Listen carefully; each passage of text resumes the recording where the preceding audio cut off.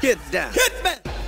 Bueno, yo trabajo en una estación de radio donde yo soy más viejo que los vigilantes.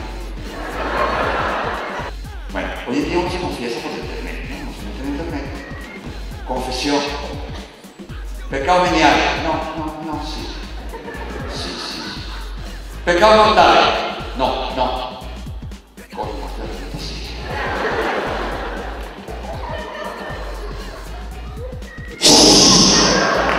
¡Coño, está vivo! Un revelado es como Alf Average. ¿Es verdad que Mimi Lazo se va a casar con José Ignacio Rojas? Yo le dije, yo no sé Mimi, yo le echo bola.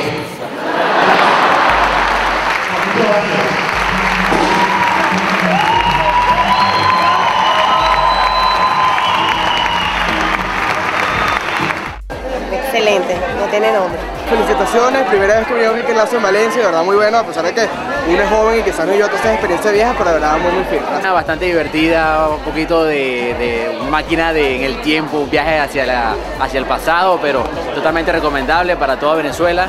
Éxito, Enrique. Mira, ¿te gustó el show? ¿Qué cosa? El show de hoy. Coño, no lo vi. Qué vaina tan... Me quedé en Bejuma. Pero tengo entendido que estuvo bien. Le contaron. Me contaron.